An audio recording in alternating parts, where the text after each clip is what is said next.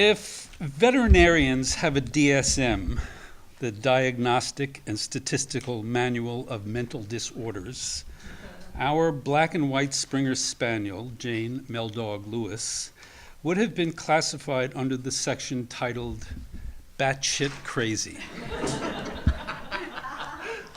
So we mated our beloved lunatic with a young golden retriever, as sweet and stupid as they come, which he did all over her neck during their first failed mating as he tried to hump her shoulder.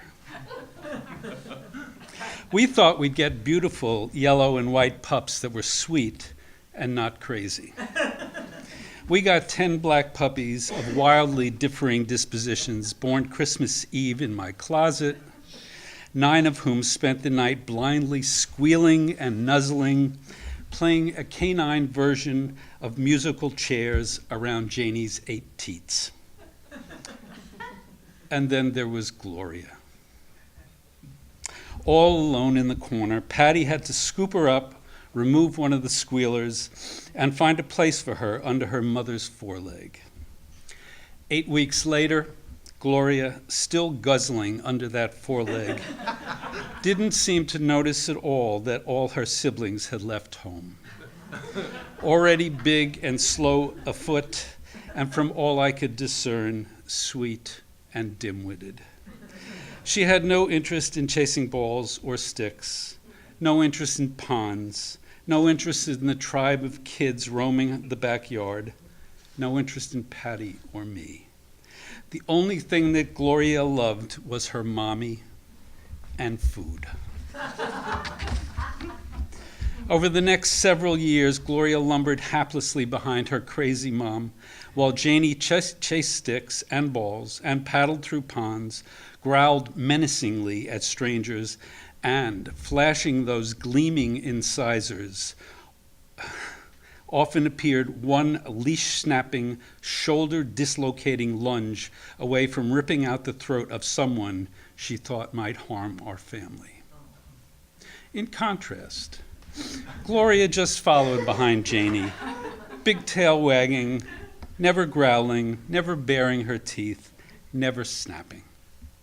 She was a good eater, though, a very good eater, a great eater. So consummately good at sniffing out and lapping up anything chewable, she grew nearly twice the size of her mother.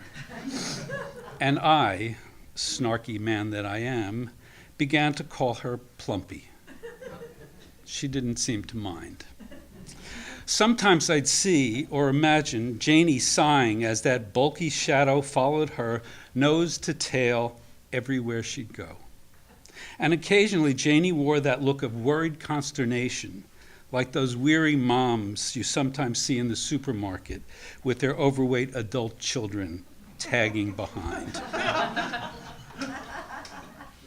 But Gloria seemed content, and she always licked her bowl clean, and she cleaned Janie's bowl as well. Then Janie died. We were very sad. Plumpy was bereft. A lost orphan, she lay in the corner, snout on paws, not moving, eyes cloudy. For 3 days she didn't eat. We feared that a few months down the road, her vast fat stores depleted, our poor, lost, overgrown puppy would wither away and die from melancholy. On the morning of the 4th day, however, Gloria met us down in the kitchen in front of her empty bowl, thick tail a-wagging. Apparently, she is not a practicing Jew, and 7 days of mourning is 4 too many. She gobbled up a bear-sized portion of kibble, then turned to Patty, and as if channeling little Peggy March, howled, "I love you, I love you, I love you, and where you go, I'll follow, I'll follow." Which she has proceeded to do for the last 6 years. Patty's constant and devoted shadow in the kitchen, in the car, on a walk in the woods, on the beach, on the other side of the shower curtain,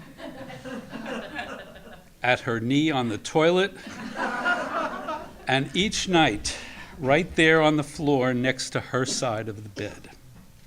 Some nights, when Patty and I are in bed reading, I occasionally glance over to find Gloria looking up at her mom and Savior in full devotional adoration.